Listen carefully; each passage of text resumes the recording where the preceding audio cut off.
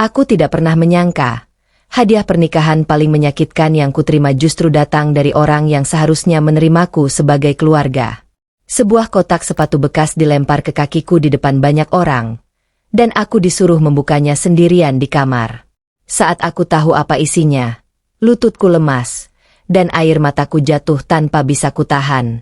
Hari yang seharusnya bahagia. Hari itu seharusnya menjadi hari paling bahagia dalam hidupku. Sejak subuh aku sudah terjaga, duduk diam di tepi ranjang, menatap gaun pengantin yang tergantung rapi di dinding kamar. Hatiku berdebar bukan karena gugup akan akad, tapi karena harapan. Aku berharap, setelah hari ini, semuanya akan berubah. Aku berharap, aku akhirnya benar-benar diterima. Aku tidak datang membawa harta, tidak membawa nama besar keluarga, apalagi kebanggaan duniawi. Yang kubawa hanya niat tulus untuk menjadi istri yang setia, menantu yang hormat, dan perempuan yang mau belajar menyesuaikan diri. Aku percaya, ketulusan akan selalu menemukan jalannya sendiri, meski harus melewati jalan yang panjang dan melelahkan. Namun sejak pagi, ada satu hal yang mengganjal di hatiku. Tatapan dingin itu kembali kurasakan.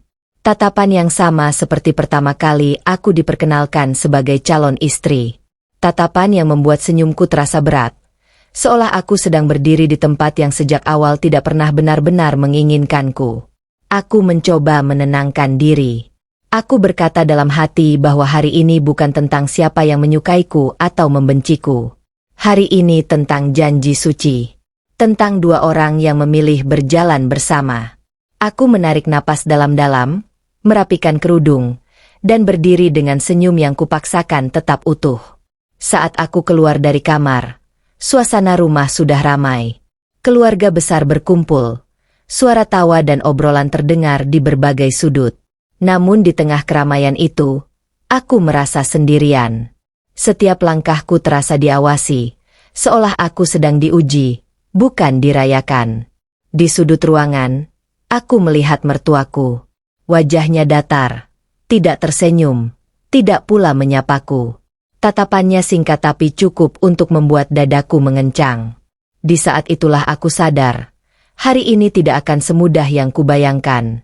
Aku duduk dengan sopan, menunduk, berusaha menjaga sikap agar tidak menjadi bahan pembicaraan. Aku ingin hari ini berjalan lancar. Aku ingin membuktikan bahwa aku bisa bersikap dewasa, meski hatiku terus bergetar. Aku menahan perasaan yang perlahan mulai menekan dari dalam dada. Dalam hati aku berdoa, semoga setelah akad, semuanya akan mencair. Semoga setelah resmi menjadi bagian dari keluarga ini, perlakuan itu akan berubah.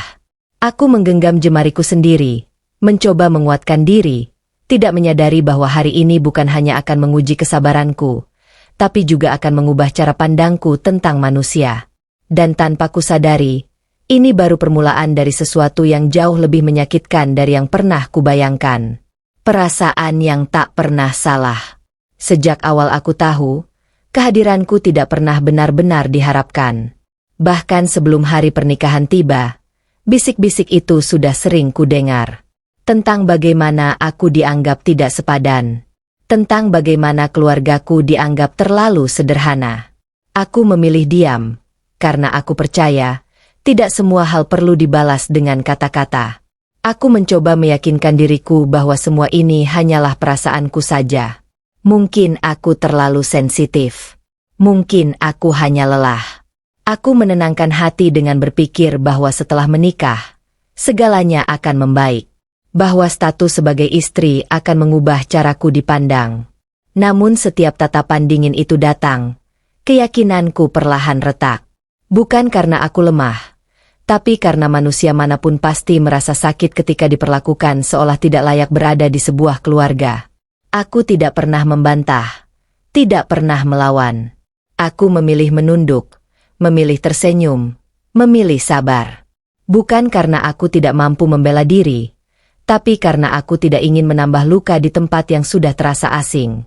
Aku berpikir, mungkin dengan sikapku yang tenang, mereka akan melihat ketulusanku. Namun waktu membuktikan bahwa tidak semua orang bisa melihat hati. Ada yang hanya melihat penampilan, latar belakang, dan apa yang bisa dibanggakan di depan orang lain. Dan di mata mertuaku, aku tidak memiliki semua itu. Aku sering bertanya dalam hati, apakah salah jika aku lahir sebagai diriku sendiri? Apakah kesederhanaan adalah sebuah dosa yang tidak bisa dimaafkan? Aku menatap sekeliling rumah itu. Rumah yang hari ini akan resmi menjadi bagian dari hidupku. Namun entah kenapa, aku merasa seperti tamu yang tidak diundang. Aku menguatkan diri, menarik napas panjang, dan berkata dalam hati bahwa apapun yang terjadi, aku tidak boleh runtuh hari ini. Karena aku sudah terlalu jauh untuk mundur. Ruang tamu yang menjadi saksi. Ruang tamu itu penuh oleh suara dan tawa, namun bagiku terasa sempit dan menyesakan. Aku duduk di sudut sofa, menjaga jarak, menjaga sikap, berharap keberadaanku tidak mengganggu siapapun. Aku belajar membaca situasi, tahu kapan harus diam, tahu kapan harus tersenyum. Di sekelilingku, pembicaraan mengalir lancar. Tentang pekerjaan, tentang pencapaian, tentang kebanggaan keluarga. Topik-topik yang membuatku semakin merasa kecil. Aku tidak punya cerita hebat untuk dibagikan. Aku hanya punya hidup yang kujalani dengan jujur. Sesekali aku mencuri pandang ke arah suamiku. Ia terlihat gelisah, seolah menyadari keganjilan yang kurasakan. Tapi aku memilih tidak memberi isyarat apapun. Aku tidak ingin membuatnya terjebak di tengah konflik yang belum tentu bisa ia selesaikan. Tiba-tiba, suasana berubah. Suara-suara perlahan mereda ketika mertuaku berdiri. Semua mata tertuju padanya. Aku ikut menunduk, tanpa tahu apa yang akan terjadi. Jantungku berdetak lebih cepat, seolah tubuhku sudah memberi peringatan sebelum pikiranku sempat memahami. Ia melangkah beberapa langkah ke depan, lalu menatap ke arahku. Tatapan itu tidak marah, tapi dingin. Tatapan yang membuat siapapun merasa tidak punya tempat untuk membela diri. Saat itulah aku tahu, sesuatu yang tidak baik akan terjadi. Aku mencoba menegakkan punggung, menyiapkan diri untuk apapun yang akan diucapkan. Aku tidak tahu bahwa dalam hitungan detik, harga diriku akan diuji di depan banyak orang. Dan tidak ada satupun yang menghentikannya. Kotak sepatu bekas itu. Dengan suara datar, mertuaku berkata bahwa ia juga telah menyiapkan hadiah pernikahan untukku. Kalimat itu terdengar biasa, bahkan terdengar sopan. Namun nadanya tidak menyimpan kehangatan apapun. Aku terkejut, dan tanpa sadar menatapnya dengan penuh tanya. Dalam hati, ada secuil harapan yang muncul. Mungkin aku salah menilai. Mungkin hari ini ia ingin membuka lembaran baru. Harapan itu hancur seketika. Ia mengambil sebuah kotak sepatu bekas dan melemparkannya ke arahku. Kotak itu jatuh tepat di kakiku, menimbulkan suara yang cukup keras untuk membuat semua orang terdiam. Beberapa orang tertawa kecil. Sebagian lainnya memilih memalingkan wajah. Tidak ada yang menegur.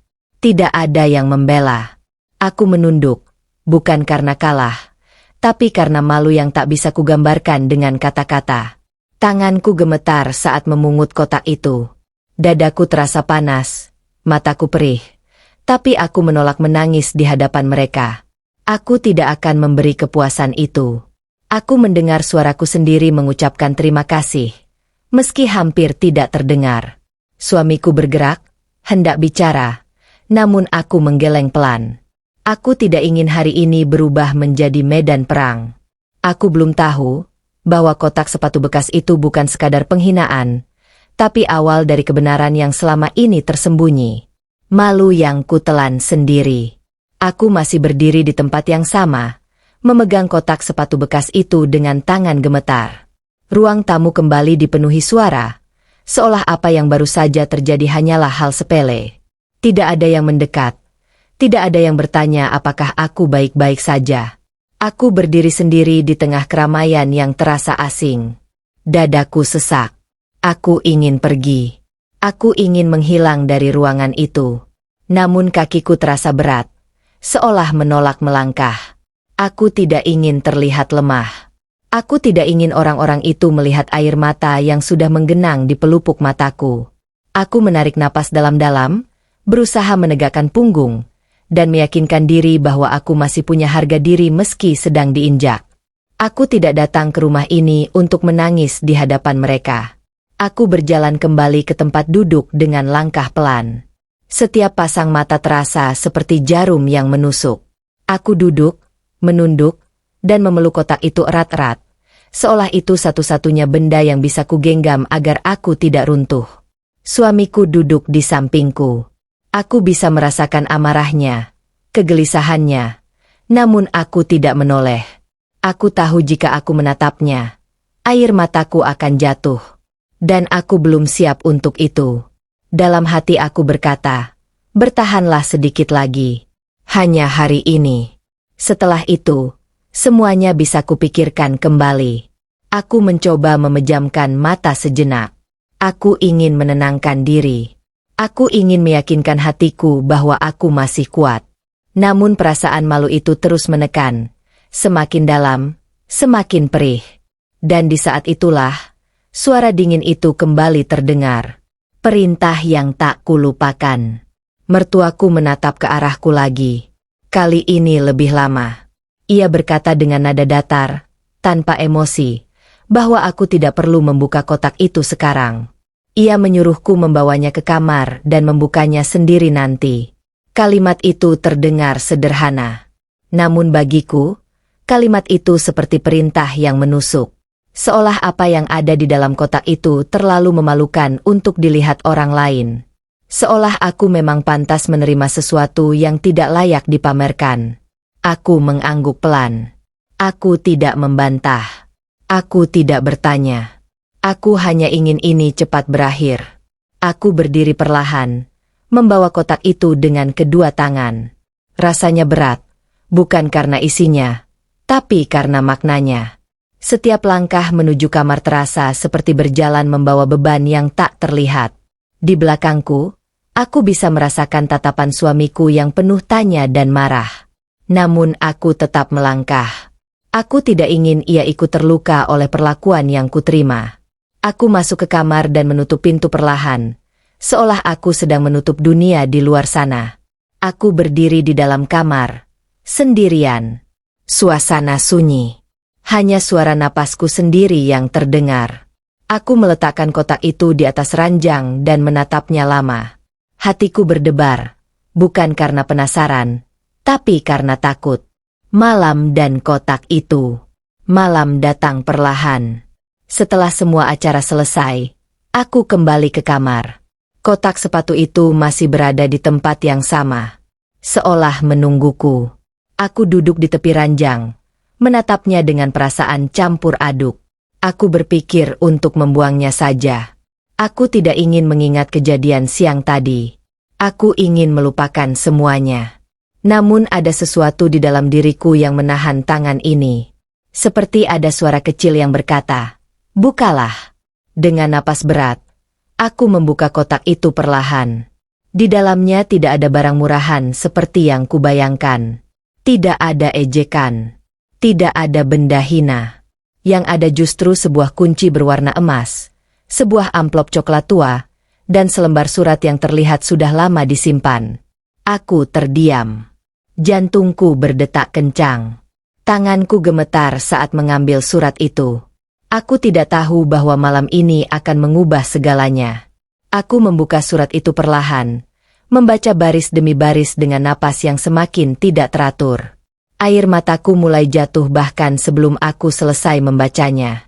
Untuk pertama kalinya sejak hari itu dimulai, aku menangis bukan karena malu, tapi karena kebenaran yang selama ini tersembunyi. Surat dari orang yang tak pernah menghakimi. Tanganku gemetar saat memegang surat itu. Kertasnya terasa tua, sudut-sudutnya mulai menguning, seolah sudah lama menunggu untuk dibaca. Aku membaca baris pertama dengan napas tertahan, dan sejak saat itu, aku tahu surat ini bukan sekadar pesan biasa. Surat itu ditulis oleh almarhum ayah suamiku. Ia menulis dengan bahasa yang tenang, tanpa tuduhan, tanpa kebencian. Ia membuka suratnya dengan doa, seolah tahu bahwa siapapun yang membacanya sedang berada di titik paling rapuh dalam hidupnya.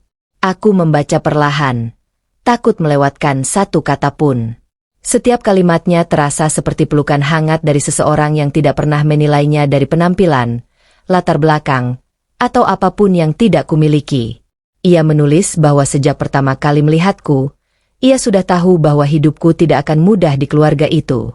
Ia melihat caraku menunduk, caraku menahan diri, dan caraku tetap sopan meski sering diperlakukan tidak adil. Ia menulis bahwa kesabaran bukanlah tanda kelemahan. Kesabaran adalah bentuk kekuatan yang hanya dimiliki orang-orang tertentu. Dan malam itu, aku menangis bukan karena sedih, tapi karena akhirnya ada seseorang yang benar-benar melihatku. Air mataku jatuh satu persatu ke atas surat itu. Aku tidak menyangka, di balik semua perlakuan dingin yang kuterima, ada sepasang mata yang diam-diam mengamatiku dengan penuh pengertian. Aku menutup surat itu sejenak dan menarik napas panjang. Dadaku terasa sesak, tapi bukan sesak karena sakit. Ini sesak karena perasaan yang terlalu penuh. Dan aku belum selesai membaca. Kunci dan amanah. Aku kembali membuka surat itu dan melanjutkan membaca. Di bagian selanjutnya, ia menjelaskan tentang kunci yang ada di dalam kotak sepatu tersebut. Kunci itu adalah kunci sebuah villa di daerah pegunungan. Sebuah tempat yang selama ini jarang dibicarakan di keluarga. Villa itu bukan sekadar bangunan. Itu adalah tempat yang ia bangun dengan kerja keras dan doa. Tempat ia berharap suatu hari bisa menjadi rumah yang penuh ketenangan, bukan ajang perebutan atau kesombongan. Dan tanpa ragu, ia menuliskan bahwa villa itu diwariskan kepadaku sepenuhnya. Aku terdiam lama setelah membaca bagian itu. Bukan karena nilai hartanya, tapi karena kepercayaan yang diberikan padaku. Ia mempercayaiku menjaga sesuatu yang bahkan tidak semua anggota keluarganya tahu. Ia menulis bahwa ia memilihku bukan karena aku menantu, tapi karena aku manusia yang ia percaya. Manusia yang tidak silau oleh harta dan tidak menjadikan status sebagai senjata. Hatiku bergetar. Aku tidak pernah meminta apapun. Aku tidak pernah berharap apapun selain diterima. Namun justru di saat aku merasa paling direndahkan, aku diberi amanah sebesar ini. Ia menutup bagian itu dengan kalimat yang membuatku terisak, bahwa orang yang paling pantas menjaga warisan bukanlah yang paling keras bersuara, melainkan yang paling sabar menjaga hati. Aku menutup surat itu dengan tangan gemetar. Kebenaran yang menyakitkan. Di bagian akhir surat, ia menuliskan sesuatu yang membuat air mataku kembali jatuh deras. Ia menulis bahwa ia mengetahui sikap istrinya yang tidak pernah menyukaiku. Ia tidak menuliskannya dengan marah, tapi dengan kejujuran yang pahit. Ia menulis bahwa ada luka-luka yang tidak terlihat oleh mata, tapi terasa oleh hati. Dan ia tahu aku telah menelan luka itu terlalu lama sendirian. Aku membaca bagian itu berulang kali, seolah tidak percaya bahwa ada seseorang yang memahami apa yang kurasakan selama ini. Ia menulis bahwa ia tidak pernah ingin keluarganya hancur karena harta. Dan karena itulah, ia memilih jalan yang menurutnya paling aman. Ia menitipkan amanah kepada orang yang tidak akan menggunakannya untuk melukai orang lain. Aku terisak. Bukan karena dikhianati, tapi karena kebenaran ini akhirnya terungkap dengan cara yang begitu sunyi. Aku merasa dihargai. Untuk pertama kalinya. Malam itu, aku tidak langsung tidur. Aku duduk lama di tepi ranjang, menatap kunci emas di tanganku. Aku tahu, setelah malam ini, hidupku tidak akan sama lagi. Dan aku belum tahu, bagaimana reaksi mereka saat kebenaran ini akhirnya terungkap. Pagi dengan kebenaran. Pagi datang dengan perasaan yang berbeda. Aku bangun tanpa rasa lega, tanpa rasa bahagia. Yang ada hanya beban di dada yang terasa semakin berat. Surat itu masih tergeletak di meja. Kunci emas berada di sampingnya, seolah mengingatkanku bahwa malam tadi bukan mimpi. Aku menatap diriku di cermin.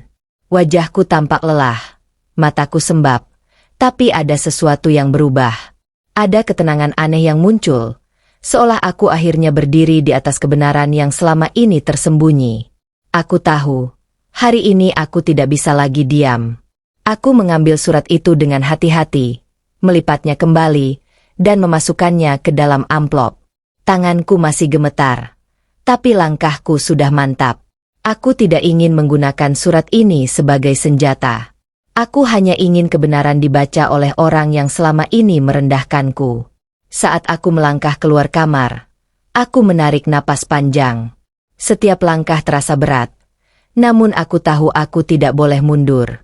Tidak lagi. Di ruang tengah, suasana pagi terasa sunyi. Beberapa anggota keluarga masih duduk, sebagian sedang minum teh. Dan di sana, mertuaku duduk dengan wajah yang sama seperti kemarin, dingin dan tenang. Aku mendekat dan menyerahkan amplop itu tanpa sepatah kata pun. Ia menatapku, lalu amplop itu, dengan tatapan penuh tanya. Dan aku tahu, saat itu, tidak ada jalan kembali. Wajah yang tak bisa menyembunyikan apapun. Mertuaku membuka amplop itu perlahan. Aku berdiri di hadapannya. Tidak duduk, tidak pula pergi. Aku ingin melihat reaksinya. Aku ingin tahu apakah kebenaran bisa mengguncang seseorang yang selama ini merasa paling benar. Matanya menyusuri baris demi baris surat itu. Wajahnya yang semula datar perlahan berubah. Tangannya yang memegang surat itu mulai bergetar. Untuk pertama kalinya, aku melihat kebingungan di wajahnya. Ia membaca lebih lambat, seolah berharap kalimat berikutnya akan berbeda. Namun semakin ia membaca, semakin jelas bahwa surat itu tidak memihaknya. Aku tidak berkata apapun. Aku tidak menuduh, tidak menyindir, tidak menatapnya dengan dendam. Aku hanya berdiri diam. Diamku bukan kelemahan, tapi batas. Aku tidak lagi meminta diterima. Aku hanya menunjukkan kebenaran. Beberapa anggota keluarga mulai memperhatikan. Suasana menjadi canggung. Tidak ada suara. Tidak ada tawa. Yang ada hanya keheningan yang berat. Saat ia selesai membaca, ia menurunkan surat itu perlahan. Matanya tidak berani menatapku. Untuk pertama kalinya sejak aku mengenalnya, ia tidak berkata apa-apa. Tidak ada sindiran. Tidak ada perintah. Tidak ada kemarahan. Dan disitulah aku tahu, kebenaran sedang bekerja dengan caranya sendiri. Perubahan yang tidak manis. Sejak pagi itu, sikapnya padaku berubah. Ia tidak lagi merendahkan, tidak lagi melemparkan tatapan tajam. Namun perubahan itu terasa kaku, canggung, dan jauh dari kata hangat. Ia bersikap netral, seolah tidak ingin menyentuh apapun yang berkaitan denganku. Aku tidak mengharapkan permintaan maaf. Aku tidak menunggu pelukan.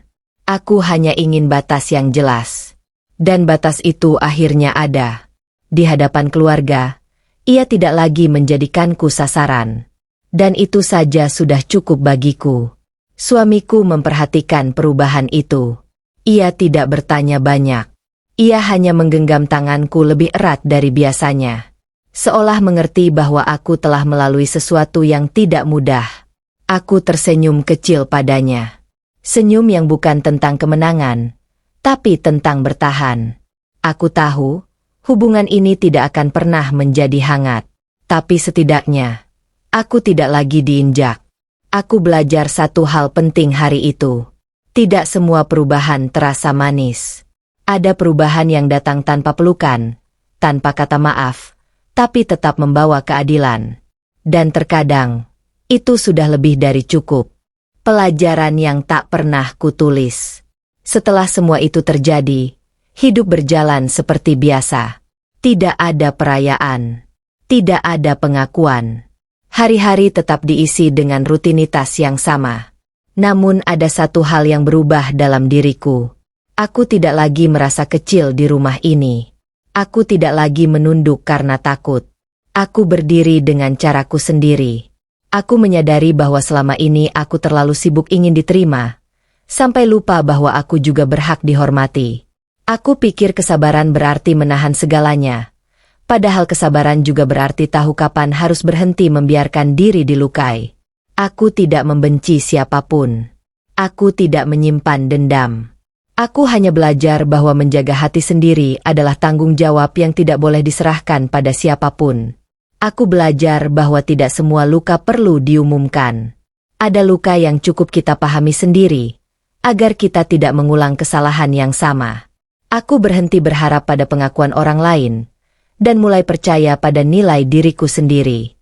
Perlahan, aku merasa lebih ringan.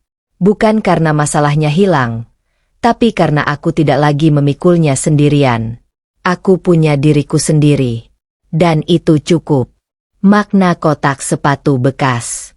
Kotak sepatu bekas itu masih kusimpan. Bukan karena isinya, tapi karena maknanya. Benda yang awalnya terasa seperti penghinaan, justru menjadi pengingat perjalanan batinku. Ia mengajarkanku bahwa hidup seringkali membungkus kebenaran dengan cara yang menyakitkan. Jika hari itu aku langsung membuangnya, mungkin aku tidak akan pernah tahu apa yang sebenarnya terjadi. Mungkin aku akan terus mengira diriku tidak layak. Padahal yang salah bukan aku, melainkan cara orang lain memandang. Aku belajar bahwa tidak semua hadiah datang dengan pita dan senyum. Ada hadiah yang datang dalam bentuk air mata, tapi justru menguatkan jiwa. Aku tidak lagi melihat kotak itu sebagai luka. Aku melihatnya sebagai saksi bahwa aku pernah bertahan, pernah direndahkan, dan tidak hancur. Tidak semua orang mampu berdiri setelah direndahkan dengan cara seperti itu. Dan aku bersyukur, aku salah satunya. Untuk kamu yang sedang bertahan. Jika kamu sedang mendengarkan cerita ini sambil menahan air mata, aku ingin kamu tahu satu hal, kamu tidak sendirian. Tidak semua orang beruntung dikelilingi oleh mereka yang mengerti. Tapi itu tidak membuatmu kurang berharga. Jangan pernah mengukur nilai dirimu dari cara orang lain memperlakukanmu. Karena seringkali, mereka yang paling keras merendahkan justru sedang menutupi ketakutannya sendiri. Percayalah, kebenaran tidak pernah benar-benar hilang. Ia hanya menunggu waktu yang tepat untuk muncul. Terima kasih sudah menyimak kisah ini sampai akhir. Semoga cerita ini menjadi penguat untuk kamu yang sedang diuji kesabarannya.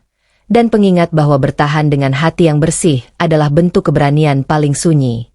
Tetap jaga kesehatan, jaga hati, dan jangan lupa, kamu layak dihormati. Wassalamualaikum warahmatullahi wabarakatuh.